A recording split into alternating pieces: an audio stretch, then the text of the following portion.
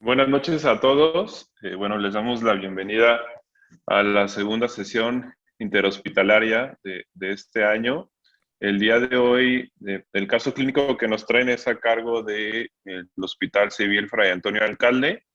Y bueno, agradecer también al doctor Eduardo Sardá, como siempre, por el apoyo y por estar presente también en la sesión para pues su valioso apoyo y aportación. Entonces, bueno, pues adelante a los residentes que nos mostrarán el día de hoy el caso clínico que nos tienen preparados. Ok, gracias. Bueno, vamos a compartir pantalla. Muy bien. Hola, muy buenas noches. Iniciamos, bienvenidos a la segunda sesión interhospitalaria de Coxal del año. Me presento, soy la doctora Naomi Correa y estoy en compañía de la doctora María Paula Camacho y la doctora Dalia González. Somos residentes de otorrinolaringología y cirugía de cabeza y cuello del Hospital Civil Fray Antonio Alcalde. Vamos a iniciar con el caso clínico. Ok, tenemos a paciente masculino de 32 años de edad, originario y residente de Amatitán, Jalisco, de ocupación campesino, escolaridad preparatoria completa, soltero y religión católica. Entre los antecedentes de importancia de este paciente tenemos que tiene una carga genética para diabetes mellitus tipo 2, habita en una vivienda rural, el paciente niega crónico-degenerativos, niega tabaquismo, refiere a un alcoholismo ocasional, niega toxicomanías, niega antecedentes de cáncer en la familia. El motivo de consulta por el que acude este paciente es epistaxis y obstrucción nasal. Dentro del principio de evolución del padecimiento de este paciente, tenemos que inicia en noviembre del 2020 con epistaxis de fosa nasal izquierda que se autolimita. Seguidamente, en enero del 2021, inicia con obstrucción nasal y una epistaxis diaria. Sin embargo, el paciente no acude todavía a atención médica especializada. Ya para abril del 2021, el paciente refiere, había acudido con un médico por una epistaxis abundante y sintomatología de cefalea, por lo que es enviado a nuestro nosocomio para su atención especializada.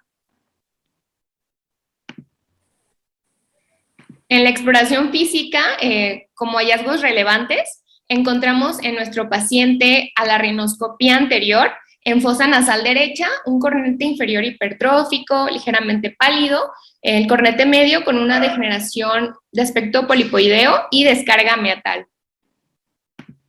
En la fosa nasal izquierda observamos desde el vestíbulo nasal ocupado por una tumoración de bordes irregulares, muy friable, que no se puede observar pues su origen y está ocupando toda la fosa nasal. Por lo que decidimos realizarle a nuestro paciente una endoscopía nasal con un lente rígido de 30 grados en el que, aquí les enseño el video, observamos un cornete inferior hipertrófico, pálido y a nivel del cornete medio un tejido de aspecto polipoideo un poquito irregular que al parecer proviene del meato medio. Igualmente observamos descarga meatal en este paciente.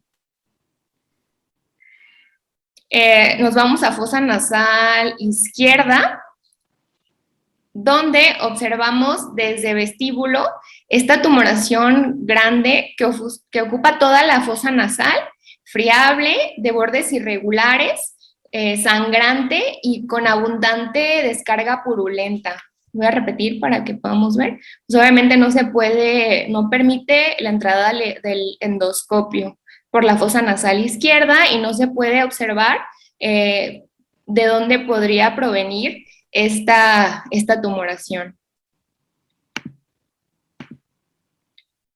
¿Hasta aquí tendrán alguna duda sobre el caso clínico? ¿Algún dato que quieran saber?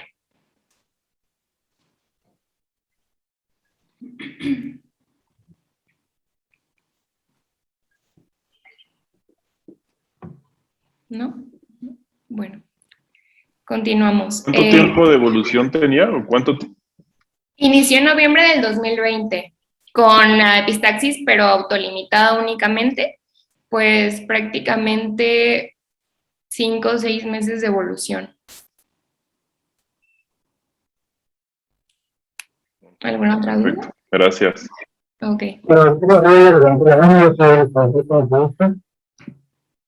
¿Cuántos años tenía el paciente? 32 años.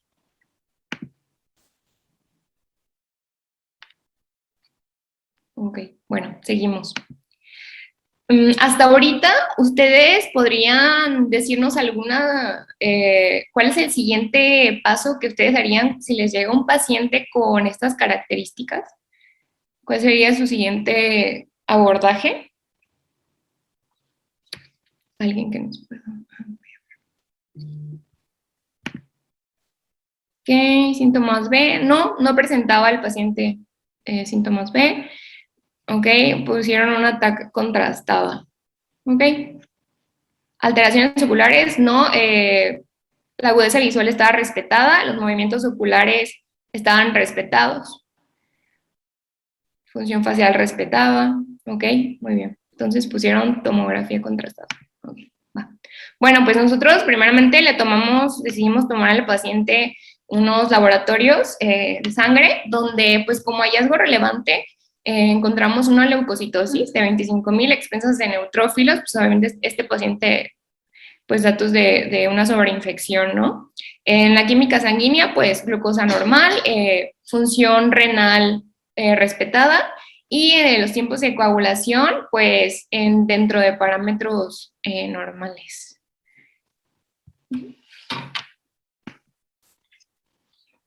Bueno, así como todos nos habían sugerido dentro de los estudios de imagen, como comentó mi compañera, el paciente ya había sido abordado por un médico general por la epistaxis abundante que tuvo, y este médico decidió solicitarle una tomografía simple de nariz y senos paranasales, con la cual ya llegó a nuestra unidad hospitalaria y vamos a aprovechar pues para analizarla, ¿no? Entonces, vamos a dejar correr el video de los cortes axiales de esta tomografía y podemos observar que hay una tumoración, la cual es isodensa, vamos a empezar a verla, que es de bordes irregulares, homogénea a los tejidos blandos, de características infiltrativas en etmoides, que causa ocupación del seno maxilar izquierdo, de etmoides de manera bilateral, seno esfenoidal, y que causa cambios inflamatorios en seno maxilar derecho y en senos frontales.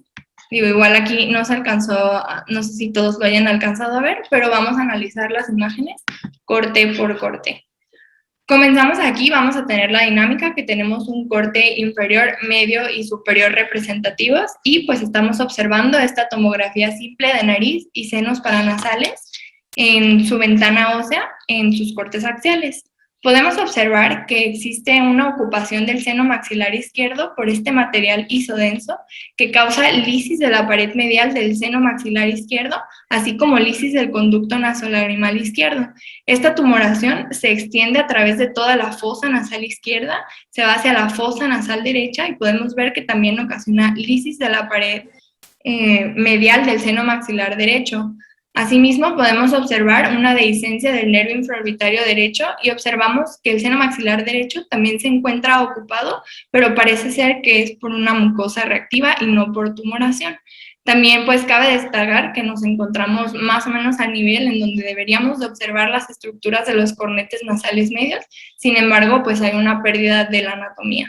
En este corte superior, a nivel de lo que debería de ser el laberinto etmoidal, encontramos que este está totalmente lítico, está ocupado por esta tumoración que causa asimismo destrucción del hueso nasal izquierdo, de lámina papirácea izquierda, que podemos ver que infiltra el seno esfenoidal.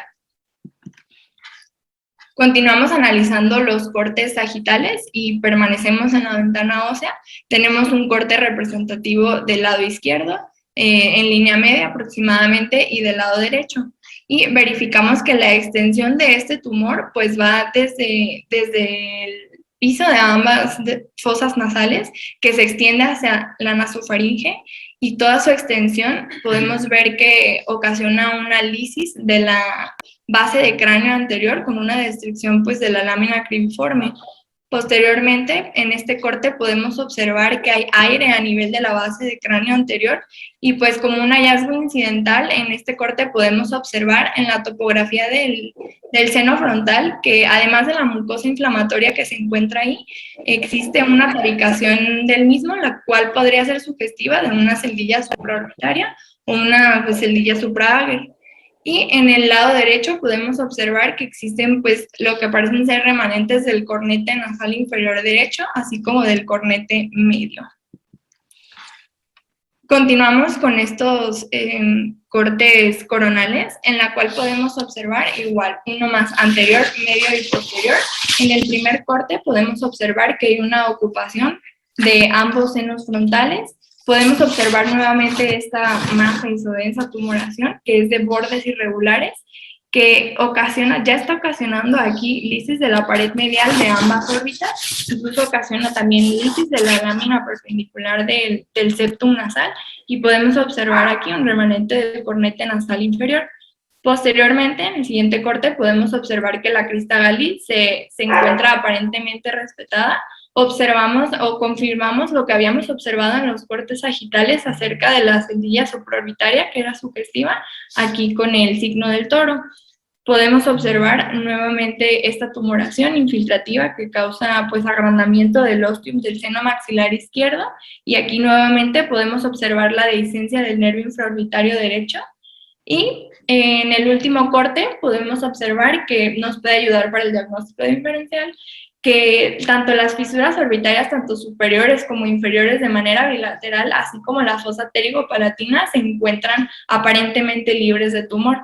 Otro dato que cabe resaltar dentro de estos cortes es que el hueso palatino izquierdo se encuentra erosionado, lítico. ¿Alguien quisiera comentar algo acerca de los cortes que acabamos de observar o del estudio que analizamos, o les gustaría solicitar algún otro estudio con los hallazgos radiológicos que ya observamos?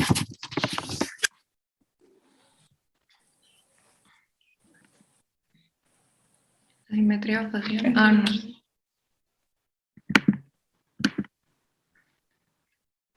Ok, ¿alguien ya comentó que una resonancia magnética?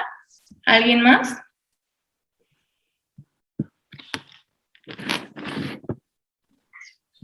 Bueno. Yo concuerdo, igual le pediré una resonancia magnética. Me hubiera gustado ver la tomografía también contrastada, pero entiendo que fue otro médico el que la pidió antes y con ello llegó, pero sí me hubiera gustado mucho ver tomografía contrastada y bueno, tal vez sí pedir una resonancia. Sí, nosotros dentro de nuestro abordaje lo que decidimos solicitar al paciente fue una resonancia magnética contrastada, efectivamente, y vamos a pasar a analizarlo posteriormente. ¿Ok? Bueno, aquí nos encontramos observando esta secuencia T1 simple de este lado y los dos cortes posteriores con administración de contraste con gadolinio. Y bueno, vamos a comenzar a ver las características del tumor. Observamos que hay una tumoración que es isointensa, que es homogénea, que abarca desde el piso de ambas fosas nasales, que se extiende hasta la base del cráneo anterior y que aparentemente no involucra el seno esfenoidal, a diferencia de como habíamos pensado en la tomografía o lo que creíamos. Dicha tumoración, pues a la administración de contraste sí realza de una manera heterogénea y podemos observar aquí que condiciona un realce meningio posterior al seno frontal izquierdo y además infiltra la base de cráneo anterior con involucro del lóbulo frontal. Continuamos con esta secuencia T1, pero con la administración de contraste. Sin embargo, ahora vamos a observar los cortes axiales. Aquí podemos observar que, a diferencia también de como creíamos en el estudio tomográfico, que el seno maxilar izquierdo se encontraba ocupado, podemos ver que por tumoración, podemos ver que no está ocupado por tumoración, ya que no realza la administración de contraste. Vemos que abarca casi toda la extensión de la fosa nasal izquierda, fosa nasal derecha, y confirmamos que también seno maxilar derecho está nada más ocupado por mucosa reactiva. Y a nivel de este corte, pues podemos observar nuevamente el involucro hacia el lóbulo frontal. En esta secuencia T2 podemos observar, y de igual manera, que no se encuentra el involucro hasta este momento del seno esfenoidal ni del seno maxilar derecho, sino que estos son nada más pues presencia de moco o puede ser también por lo que ya habíamos observado en los laboratoriales del paciente, y vemos que esta tumoración se extiende desde la fosa nasal izquierda, se conecta incluso hacia la fosa nasal derecha en la porción superior y posterior del septum nasal hacia la fosa nasal derecha.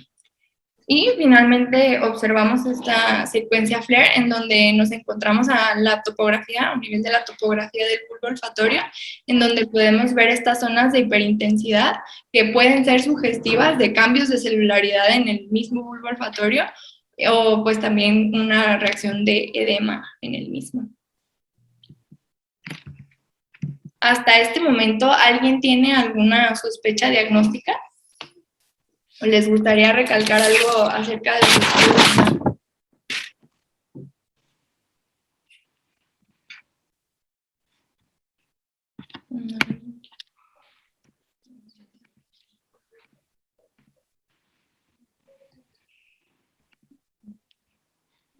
¿No? ¿Quieren volver a ver las imágenes? Ajá, ¿alguien le gustaría ver las imágenes de nuevo o al doctor Sardá? Pues fíjate que, pues si quieres, les damos una repasadita. Me gustaría hacer hincapié en 2, 3 cosas. Si quieres, ya en las imágenes estáticas que pusiste del ATAC. Okay. ¿Ahí, doctor? Ahí, de ahí. Lo que pasa es que aquí hablaban de que había lisis de la pared lateral nasal. Si te fijas, se ven los 2 lados. Y esto es un hallazgo que con frecuencia se ve y no es necesariamente cierto. De hecho, si te fijas en la resonancia, se ve muy bien dividida la fosa nasal de la tomografía, perdón, del seno maxilar. Y es que en la pared lateral nasal tenemos un pequeño segmento que no es óseo, sino que es membranoso. Y con frecuencia no le ves, o sea, cuando tienes tejido por dentro y por fuera, es probable que pienses que esté erosionado sin que estrictamente esté erosionado. Y es nada más la porción membranosa, que también hay quien le llama fontanela posterior. Igual habían comentado de lo de los ductos nasolacrimales, que no estoy totalmente convencido que los ductos nasolacrimales estén involucrados, o la zona de los sacos lacrimales. Esto no es por hacer la crítica a la descripción, sino simplemente para que no se dejen llevar tan fácil por una zona donde el hueso no se ve tan continuo como uno esperaría. De repente en esta área puede ser posible así, igual en el septum. Ya vimos en la resonancia que sí, la parte alta del septum sí está comunicado un lado con el otro y de hecho que tiene extensión intracraneal, pero en el resto de las estructuras el hallazgo no es semejante. Sí, entonces, nomás quería hacer hincapié, mira, ponle el coronal. Aquí hubiera sido muy útil también que hubiéramos tenido la posibilidad de tener, si no con contraste, cuando menos sí, imágenes con técnica para partes blandas. Eso sí hubiera servido también. O sea, no solamente es el contraste, sino simplemente estas mismas con un algoritmo de partes blandas y con ventana de partes blandas, te da muchísima información. Estoy seguro que aquí hubieran sabido que lo del interior de los sonos maxilares no era lo mismo que lo que se ve en las fosas nasales, pero bueno, ahí está, ¿no? Entonces, ahí está. Y por otro lado, por ejemplo, lo que comentabas tú acerca de que estaba erosionada el palatino en el lado izquierdo, si se fijan, el corte, y esa es una salida muy fácil, ¿no? Cuando uno dice, está oblicuo, está chueco, pero en este caso sí está chueco. Fíjense, en el corte de medio, cómo el reborde orbitario se ve muy bien en el lado izquierdo. ¿Sí? El reborde orbitario. Y en el lado derecho, el reborde no está completo porque están asimétricos. Simplemente es muy fácil ver que están asimétricos. Entonces, en el lado izquierdo igual. Fíjate cómo se ve el ápex orbitario derecho. En el lado derecho de tu mano, pues, o sea, en tu mano derecha, la última de las coronales, fíjate cómo el ápex orbitario de un lado está más estrecho que el otro. Entonces, Eso nos ayuda a pensar también que está un poco asimétrico, ¿no? Entonces, hablar de que hay erosión del paladar se me hace un poquito bravo. Igual, algunas de las otras cosas que hablaban de que había erosión de la órbita, por ejemplo, si te fijas en el primer corte coronal en la izquierda de las pantallas, la parte que se alcanza a ver como si estuviera con solución de continuidad es la zona del saco lacrimal. Sí, también es una zona difícil de poder decir que ahí hay cambios erosivos, ¿no? Entonces, solamente es como decir que en la parte baja del septum, si se fijan también en la imagen de la izquierda de la pantalla, que se alcanza a ver en la parte baja del septum, se ve la premaxila, y arribita se ve una parte cartilaginosa y luego una parte calcificada del septum, que uno diría, oye, pues está perforado abajo y perforado arriba. No, no necesariamente. En los senos paranasales esto con frecuencia nos puede confundir. Ustedes están acostumbrados, como se ve aire por dentro y por fuera, no le ponen atención a eso. Dicen, no, pues está completo, no está erosionado. Pero en este caso que vemos tejido por dentro, lo vemos tejido por un lado y por el otro, corre uno peligro de pensar que esas áreas están erosionadas cuando no están. En la resonancia, lo que sí se ve clarito es la extensión intracraneal. Mira, dale, la que sigue. Ahí está muy claro. Sí, y a mí me gustaría para los que van a hacer el ejercicio del diagnóstico, fíjense cómo también el seno frontal tiene secreciones retenidas, pero el tumorcito se ve por detrás, ¿sí? Se mete al cráneo y si se fijan, ahí hay un punto que creo que va a ser clave en el diagnóstico, que es en la superficie superior o lo que se proyecta hacia la región endocraneal del tumor. Si se fijan, se alcanzan a ver unas pequeñas imágenes hipointensas como quísticas chiquitas. ¿Se alcanzan a ver en el contorno? Si quieres, pásale la flecha en el contorno de la parte de arriba ahí, mira, ahí se ve una cosita oscura, ¿sí? Creo que eso va a ser muy importante para el diagnóstico. Al final, si es que tengo razón con lo que estoy pensando, ese puntito va a ser muy importante. Igual en el otro corte. Pero bueno, pues vamos, si quieren le seguimos. Aquí lo que sí es que estamos con una neoplasia que está en las fosas nasales, abarca las dos fosas nasales, se proyecta fundamentalmente en el techo y tiene extensión intracraneal, ¿verdad? Aquí, por ejemplo, sería importante también pensar, ¿es del cráneo hacia la nariz o de la nariz hacia el cráneo? Que es parte de lo que hay que tener en el pensamiento del abordaje, ¿no? Evidentemente es de la nariz hacia el cráneo, pues la mayor parte y el volumen tumoral está en la fosa nasal. Perdón, ya eché mucho rollo. Adelante. No, está bien. Okay. Vamos a seguir entonces. Ya nos pusieron algunas sospechas diagnósticas, el linfoma de línea media versus esthesioneuroblastoma, carcinoma escamocelular de senos paranasales. Muy bien. ¿Alguien quiere comentar? ¿Cuáles dijeron, perdón? ¿Cuáles diagnósticos tenemos? Linfoma de línea media versus esthesioneuroblastoma, carcinoma escamocelular de senos paranasales. Ok. Muy bien. De acuerdo a lo que hemos encontrado en los estudios de imagen, ¿alguien quiere dar algún tratamiento o algún plan con este paciente?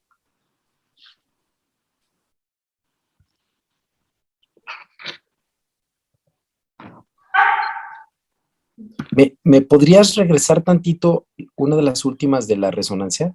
Sí. Fíjate que allí otra más es que este es FLAIR. Este 2. A ver, ¿me pasas la que sigue? La que sigue ya, o sea, hacia el final. Al final. ¿Sí me puedes pasar otra? ¿O nos saturamos? Yo las veo en la imagen que se quedaron congeladas ustedes. Ah, sí. Me congelé yo. Sí, se quedó congelado.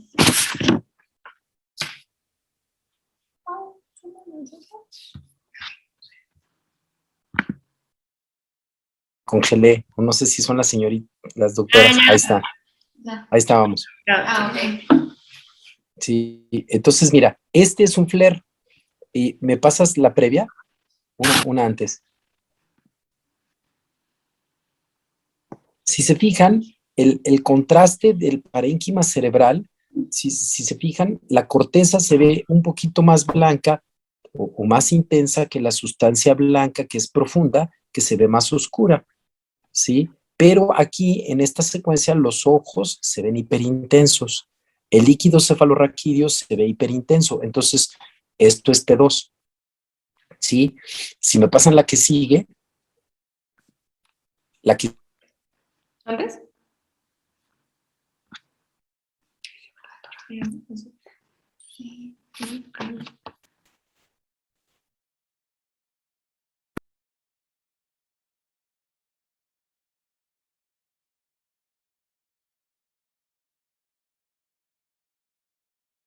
No sé. Hola. ¿Sí nos escuchan? No sé.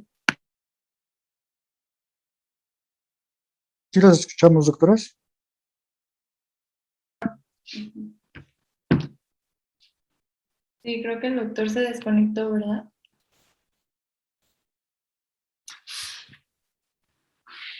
Sí, debe haber tenido intermitencia en el internet, pero ustedes sí las escuchamos, doctoras. Ok, sí.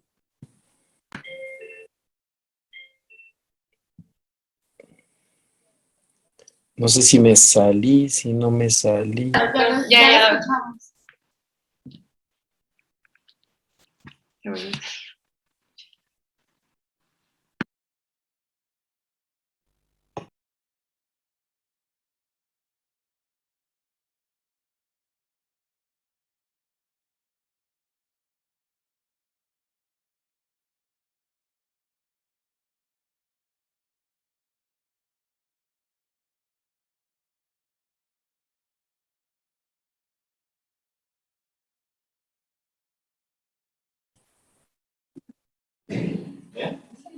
Sí. ¿El que falló fui yo o qué fue? ¿Sí fui yo? Sí. Yo no sé qué pasé, pero me desconecté. Pero bueno, les quería hacer hincapié de que está este 2 y la que sigue es Flair, ¿sí? Y entonces por ahí alguien comentó de que podría ser un linfoma o que podría ser un estesioneuroblastoma. Y entonces, desde el punto de vista de resonancia, podríamos haber obtenido un poco más de información si nos hubieran presentado la secuencia de difusión, el linfoma en la difusión restringe. Igual, el linfoma en el T2 es hipointenso, nos podría ayudar. ¿Sí? En este caso no se ve tan hipointenso. Entonces, el linfoma habitualmente T2 hipointenso y restringe en difusión. Eso nos podría haber ayudado. Sí, solamente como tratando de sacarle un poquito más de recursos al estudio, ¿no? Pero bueno, era parte de lo que les quería comentar. Ahora sí, perdón, ya no te interrumpo. Hasta que me digan ustedes. Viendo, Dale. bueno, y estaban comentaron un papiloma invertido, un epidermoide, y pues todos, bueno, la mayoría dice que interesante sería hacer una biopsia. Biopsia, muy bien. Entonces, bueno, nuestro paciente se decide realizar unas biopsias transquirúrgicas. Se planea la intervención en conjunto con neurocirugía. Para resección tumoral se obtienen varias muestras transquirúrgicas. Como hallazgos durante la cirugía, encontramos ausencia de las celdillas etmoidales, tanto superior como posterior, bilateralmente. Hay destrucción de ambos cornetes medios. Igualmente hay pérdida de la anatomía en la lámina papirácea bilateralmente. Resecan pared medial del seno maxilar, obteniendo material purulento. Igualmente se abordan seno frontal y esfenoidal, perdón. Igualmente se obtiene abundante material purulento. Y pues se reseca también el septum nasal y se envían estas muestras transquirúrgicas. Y bueno, igualmente con neurocirugía se identifica la tumoración que está a nivel del cráneo anterior. se incide la dura madre y se logra disecar toda la tumoración y se verifica que no haya quedado tejido residual. Y bueno, del resultado histopatológico tenemos las imágenes de algunas laminillas en donde nos reportan varias islas de células con núcleos grandes, pleomórficos, con un escaso citoplasma y mucha actividad mitótica. Y tenemos otra imagen de otra laminilla en donde vemos un patrón nodular infiltrativo con áreas sólidas y las células tumorales pues van a formar reportan que forman abundantes rosetas de Homer Wright y algunas pseudorosetas perivasculares. Y bueno, aquí hasta este punto, con estos resultados de histopatológicos, muchísimo. ¿Tienen alguna cambiado su impresión diagnóstica o tienen algún diagnóstico ya más certero con este paciente?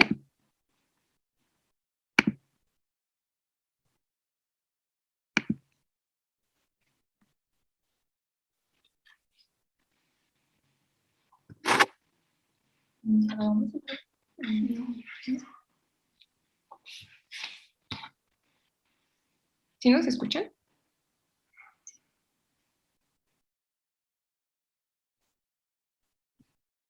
Sí, doctora, los escuchamos bien. Ok, bueno. ¿Alguien quiere poner algún diagnóstico o continúa pensando en el diagnóstico que ya había puesto previamente? Bueno, yo por las características de la resonancia y la agresividad del tumor, uno de los principales diagnósticos en los que pienso sí es un papiloma de la mucosa schneideriana, un papiloma nasal invertido. No sé si alguien más, con lo que ya dijeron, tenga otro diagnóstico.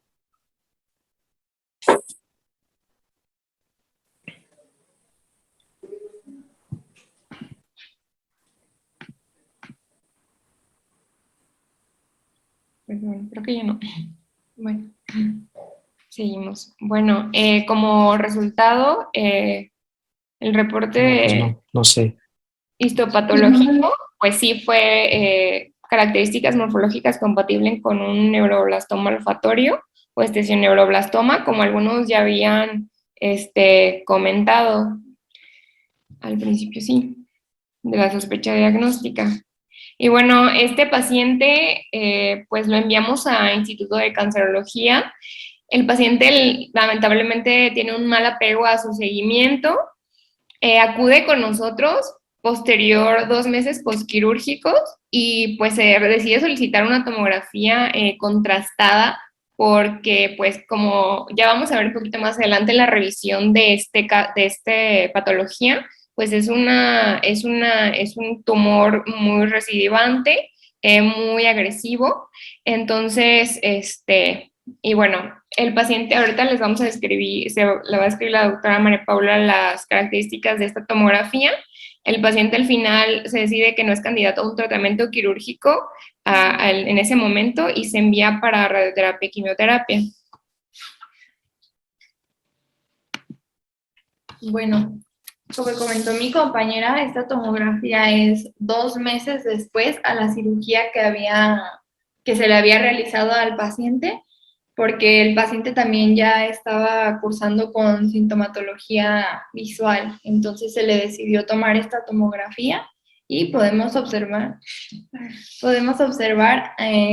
pues una tumoración recidivante en seno maxilar izquierdo que se conecta hasta seno esfenoidal, a lo que solía ser el seno etmoidal, que ocasiona ahora sí lisis de las paredes mediales de ambos senos maxilares, incluso de la posterior del seno maxilar derecho. Y aquí también podemos observar pues los cambios postquirúrgicos de todo lo que comentó mi compañera, en donde encontramos pues ya nada más una cavidad nasal única. Posteriormente, de nuevo observamos toda la tumoración que se extiende hacia el cono orbitario, sobre todo el derecho, y que ocasiona ahora sí erosión o lisis del ala mayor del esfenoides. Y aquí podemos ver el involucro hacia el recto medial, lateral e incluso el nervio óptico. En estos cortes contrastados podemos observar nuevamente una tumoración que realza la administración de contraste en el lóbulo frontal. Volvemos a ver que hay una extensión de esta tumoración hacia el seno esfenoidal. Aquí volvemos a ver el realce y el involucro del sistema nervioso central. Y en esta porción lo que aparentan ser calcificaciones que bueno, no sé qué opine el doctor Sarda, creemos que son calcificaciones que pues son muy características de este tipo de tumoraciones. Aquí podemos observar la extensión del tumor, cómo entra hacia toda la órbita, podemos ver esta extensión y su invasión, y pues todo eso, que el paciente está totalmente invadido con esta recidiva muy agresiva hacia el sistema nervioso central nuevamente, y lo que quedaba en la porción de los senos paranasales.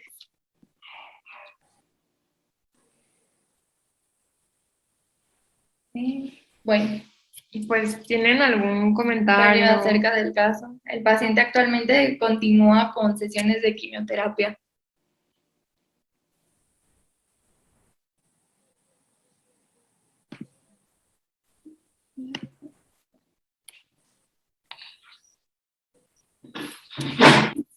Ya podemos pasar entonces a la revisión del tema. Yo tengo una pregunta. ¿Se hizo entonces la biopsia hasta el día de la cirugía? ¿No le hicieron una biopsia antes para tener un diagnóstico prequirúrgico? ¿O lo que mostraron de histopatológico fue hasta el día de la cirugía, cuando Sí, entraron ya con neuro? Fue el transquirúrgico. Ok. Sí, doctor, como se pudo ver en la nasondoscopia que se le realizó, la verdad es que la tumoración estaba bastante friable, sangrante, por lo mismo pues quisimos solicitar un transquirúrgico y pues ahí mismo ver cuál iba a ser la conducta a seguir. Ok, con transquirúrgico. Ok, gracias. No, de nada. ¿Con qué diagnóstico entraron, ¿Con qué diagnóstico presuntivo? Esa sonrisita, a ver, pues es ¿qué que pensaron? No, sí es entró que- con un diagnóstico presuntivo de neuroblastoma por las características ¿Sí? radiológicas. Ok, sí. pero, pero no, la verdad es que no se quiso biopsiar en la consulta ni nada, pues por las características que nos daba la nasondoscopia. Incluso Ok. en una de las veces que se le realizó la nasondoscopia tuvo una epistaxis de muy difícil control. Sí, yo les pregunto porque fíjate que me desconecté un rato, me costó mucho trabajo volverme a conectar, entonces ya no supe cómo había sido qué pasó y qué la evolución, hasta me volví a conectar hasta ahorita, hasta que vi unas imágenes ahí pues el tumor recurrente y recidivante, pues ahí en la zona. Sí, desde el punto de vista de imagen, me imagino que a lo mejor ya lo comentaron, pero cuando ves que se extiende hacia la región endocrinal y tiene esas como bolitas quísticas que les enseñé, eso te está diciendo, soy espesioneuroblastoma. Igual, si se fijan en estas, también tiene. En el sagital se alcanza a ver arriba. Se ve la lesión y se ve una zona de aspecto quístico en la parte de arriba. Eso es muy característico. Igual el comportamiento con el contraste. La imagen sí era fuertemente sugestiva de estesio, pues. Entonces, sí, por eso que me dicen que entraron con ese diagnóstico, pues bueno, se me hace que sí era lo lógico. No, sí entró con ese diagnóstico presuntivo y por lo mismo se decidió realizar el transquirúrgico para estar, pues, Ok. siempre Para tener pues la evidencia, pues porque no se quiso biopsiar antes. Ok. Dentro de las preguntas de los asistentes, preguntan si la lesión fue resecada totalmente durante la cirugía o realmente no. Entonces, pueden contestar. Sí, de hecho, sí, el resultado histopatológico pues describe todas las piezas quirúrgicas que se enviaron con bordes libres, incluso pues por parte de neuro, igualmente se hizo una resección intracraneal completa, aparentemente, ¿no? Aquí el mal desenlace del caso pues fue que el paciente, después de tener un diagnóstico ya histopatológico, pues no tuvo el adecuado seguimiento por el servicio de onco. Sí, muy bien. Por eso. El paciente, ¿no? Que igual a lo mejor no piensan que es una tumoración tan agresiva y pues no tomó la decisión de continuar con su seguimiento pues inmediatamente, ¿no? Y se tomó un tiempo y pues eso pues fue la consecuencia.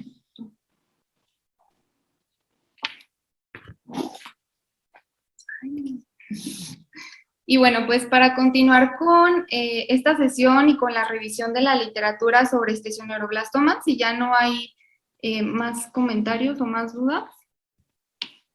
A ver,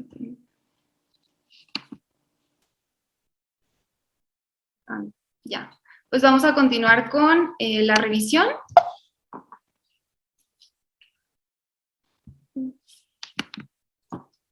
A manera de introducción, tenemos que este tipo de tumoraciones, pues es una tumoración maligna que no se presenta de manera tan frecuente y se considera que todavía tiene una etiología desconocida o aún se encuentra pues en constante estudio.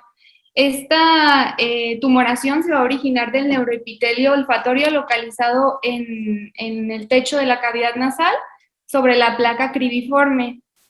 Además de esthesioneuroblastoma, también se le conoce como otros nombres en la literatura como neuroepitelioma olfativo, neuroblastoma olfatorio o tumor de la placoda olfatoria.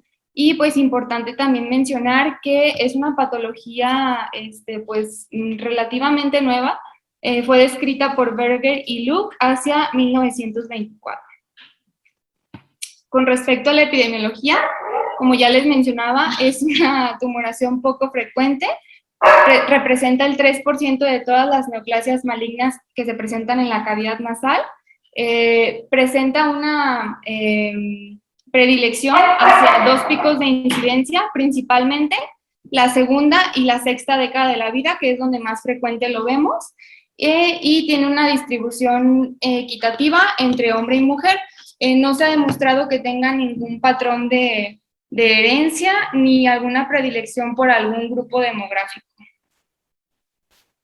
Con respecto a la patología, pues la histogénesis de esta enfermedad se dice que pues puede tener su origen en distintos lugares de la cavidad nasal. La bibliografía menciona que puede proceder de las fibras simpáticas de la cavidad nasal anterior, las células neuroectodérmicas del ganglio esfenopalatino, la placoda olfatoria o el órgano vomeronasal. Sin embargo, pues lo más reciente que se tiene, porque como les comentaba, pues aún continuamos en estudio de esta patología, lo más reciente es que hacia 1976, Obert y colaboradores pues demostraron que es una tumoración que proviene a partir de la bóveda nasal superior, teniendo un origen neuroectodérmico, sobre todo pues del epitelio olfatorio. Con respecto a las manifestaciones clínicas, pues como ya vimos, la localización de este tumor es un sitio pues infrecuente que no muy fácilmente tenemos acceso a él. Por lo mismo, las manifestaciones clínicas pues van a ser inespecíficas. Lo más frecuente va a ser obstrucción nasal y sangrado nasal. La obstrucción inicialmente se presenta como unilateral y según cómo vaya creciendo esta tumoración, el paciente puede presentarse con otras manifestaciones, como lo son hiposmia, exoftalmos o cefalea. De igual manera, pues la bibliografía que nosotros consultamos corrobora esto, siendo pues los dos síntomas más frecuentes al momento del diagnóstico, la obstrucción nasal hasta el 93% de los pacientes y epistaxis hasta en un 75%.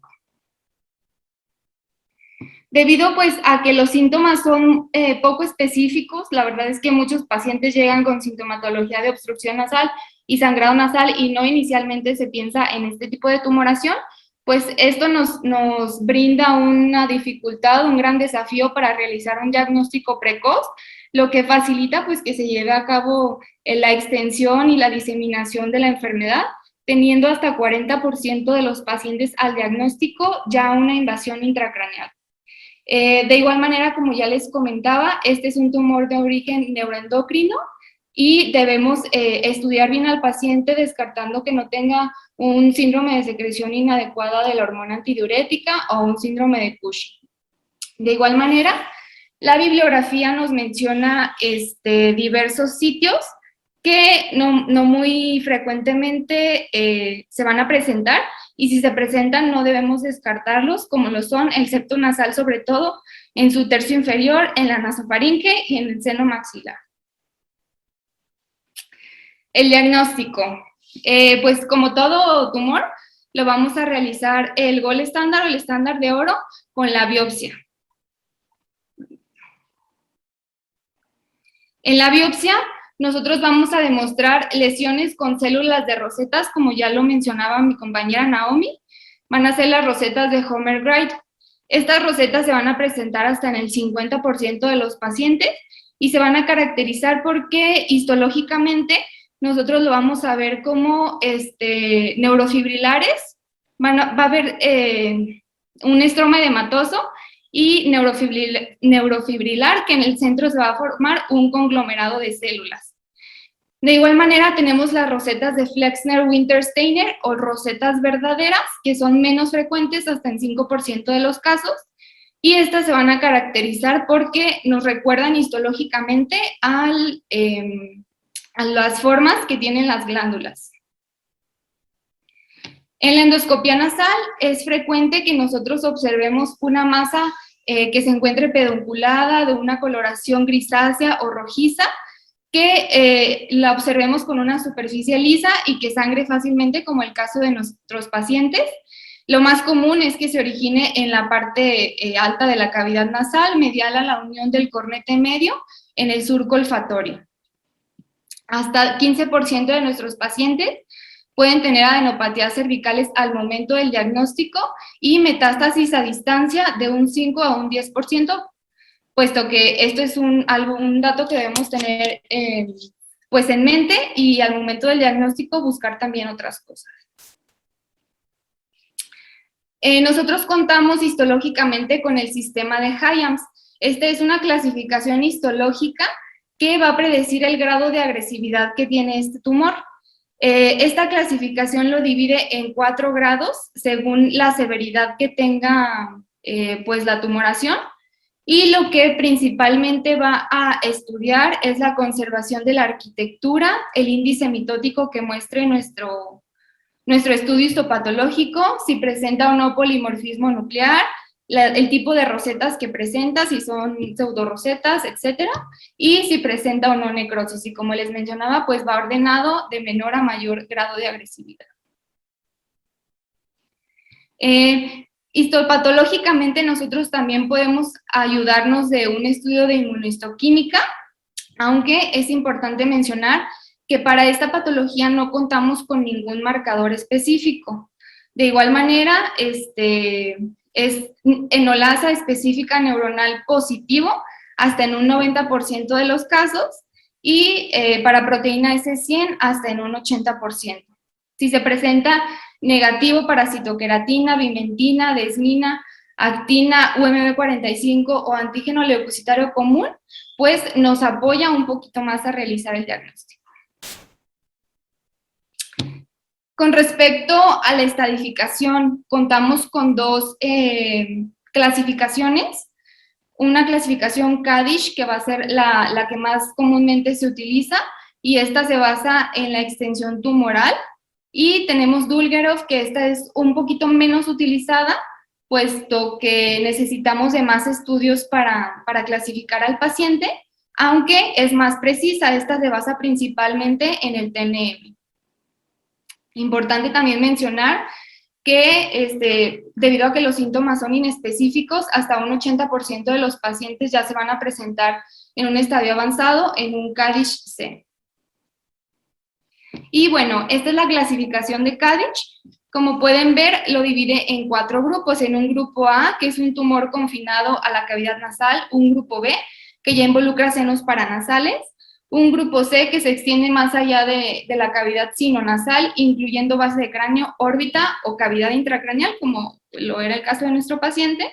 Y un grupo D que ya tiene metástasis a distancia. Y pues esta es la clasificación de Dulgerov, que como pueden ver, utiliza un sistema TNM. El tumor lo clasifica en 4, limitado a la cavidad nasal, ya cuando involucra la lámina cribiforme, ya cuando involucra hacia región orbitaria o fosa craneal anterior sin extensión hacia las meninges, y ya por último, cuando ya es extensión intracraneal. Un N ya cuando tenemos metástasis hacia ganglios, y un M cuando ya hay metástasis a distancia. Con respecto a los estudios de imagen, pues ya mis compañeras lo explicaron bastante claro. Tenemos 2 principalmente que nos podemos ayudar, la tomografía y la resonancia. La tomografía principalmente nos va a ayudar para valorar las estructuras óseas, como ya todos sabemos. En estos estudios vamos a poder valorar si existe osteitis, erosión ósea en la base del cráneo o calcificaciones. Y en el estudio de resonancia magnética, pues principalmente vamos a poder evaluar tejidos blandos si ya esta tumoración invade hacia una extensión intracraneal o hacia intraorbitaria. Y este es el estudio que nos es de mayor utilidad si se quiere clasificar con Dulgerov. Con respecto al diagnóstico diferencial, y como ya ustedes muy acertadamente lo comentaban, principalmente el diagnóstico diferencial de esta tumoración va a ser el carcinoma nasosinusal indiferenciado y el carcinoma neuroendocrino indiferenciado nasosinusal. Sin embargo, los estudios de inmunohistoquímica nos pueden ayudar a realizar otros diagnósticos diferenciales, como lo son el linfoma, el rhabdomiosarcoma, el melanoma, el papiloma nasal invertido y el adenocarcinoma. El tratamiento, pues el pilar del manejo de estos pacientes va a ser la resección quirúrgica, que es la principal modalidad terapéutica. En la actualidad contamos con la resección quirúrgica craneofacial, lo cual pues ha mejorado de una manera significativa el pronóstico que tienen estos pacientes. De igual manera, la radioterapia, tanto adyuvante como coadyuvante, en pacientes con tumores ya un poquito más avanzados, también ha mejorado el pronóstico que estos tienen. Otro aspecto que menciona la bibliografía y que hace mucho énfasis es que tenemos que hablar bien con el paciente, que pues el tratamiento se basa en esquemas agresivos. Sin embargo, pues esto no garantiza que no vaya a haber una recurrencia local o locorregional por lo menos a 5 años. Con respecto al pronóstico, como les mencionaba, pues es una patología que todavía sigue en estudio, sigue en investigación. Bachar y colaboradores tenían una serie de 39 casos, un seguimiento a 5 años, en los cuales 30% de sus pacientes en 5 años ya presentaban recurrencia local, 17% recurrencia regional y 7% ya una recurrencia a distancia. Dulgerov hizo un metaanálisis de la bibliografía que existe y pues arrojó su metaanálisis porcentajes muy similares a los que tenía Bachar, y Yetanamest realizó un estudio global a 10 años, en los cuales pacientes que habían sido diagnosticados con un CADISH-A tenían una supervivencia de 83%, en un CADISH-B 49% y en un CADISH-C 13%. O sea, conforme más avanzado era la clasificación de CADISH al momento del diagnóstico, pues un peor pronóstico tenía, peor supervivencia. Y pues ya con respecto al pronóstico, los ganglios cervicales son uno de los factores más importantes a tener en cuenta, puesto que influyen directamente con la supervivencia del paciente. El involucro orbitario se ha visto que tiene un poco de más relación con la recurrencia, y la extensión intracraneal, obviamente cuando ya el paciente se presenta con invasión intracraneal, hay mayor recurrencia. Se ha visto que hasta 3 veces más aumenta el riesgo de recurrencia a 5 años. Y pues esto fue todo por parte de nosotros. Les queremos agradecer. ¿Tienen alguna duda? ¿Algún comentario? Bueno, no sé si ven, hay una pregunta de la doctora Olimpia Hernández que dice que si ante la sospecha de una lesión maligna no hubiera sido mejor una biopsia incisional. Creo que ya se explicó un poco en la revisión cuál es el tratamiento, pero si quieren volver a recalcar Sí, pues por qué realmente no. Ajá. con respecto al caso, sí teníamos la sospecha de una lesión maligna, por lo mismo nos quisimos esperar para el abordaje quirúrgico que se le iba a dar y la decisión que se tomó pues fue un transquirúrgico. Eso fue. O sea, no entramos y realizamos la resección así y después nos esperamos a un resultado histopatológico. Okay. Pues aparentemente no hay más preguntas. Sí, pues como reflexión, pues es un caso muy complicado. Realmente que te llegue un paciente con esas características, el abordaje pues es muy difícil, ¿no? El paciente ya venía con un sangrado importante, con una lesión muy grande. eh, pues realmente el manejo que se dio macroscópicamente no se dejan, y aparentemente microscópicamente no se deja tumor, pero pues como vemos en la literatura, este tumor es muy traicionero y agresivo, ajá, y este paciente, pues no sabemos, igualmente si hubiera tenido una atención o un tratamiento sistémico, pues a la brevedad, ajá, inmediato, pues igual no su evolución no hubiera sido así, o sea, pues realmente no sabemos, ¿no? Porque pues el involucro de órbita no lo tenía, ¿no? Y en 2 meses ya estaba perdido esa, exactamente. Entonces, pues un caso pues difícil, la verdad. Bueno, pues felicitarlas. La verdad es que sí, un caso muy interesante y bueno, abordado adecuadamente al final de cuentas.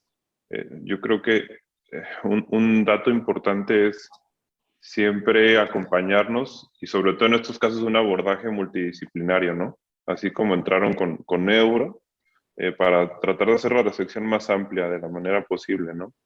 El tema de la biopsia transoperatoria está perfecto. Y bueno, como bien dicen, desafortunadamente el paciente no fue a su radioterapia después, por el factor que haya sido, ¿no?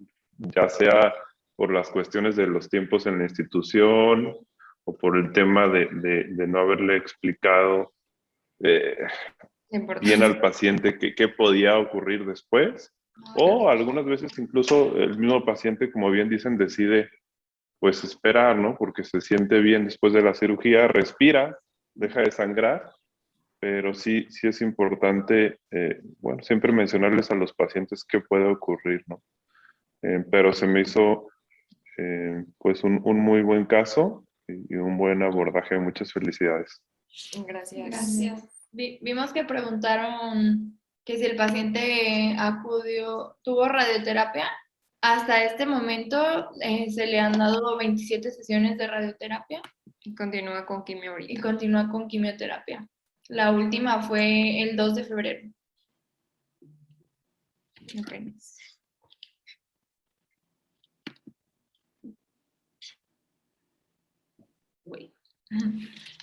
Bueno, pues parece que no hay más preguntas. Muchas gracias a todos los que se conectaron. Y bueno, de nuevo, muchas felicidades.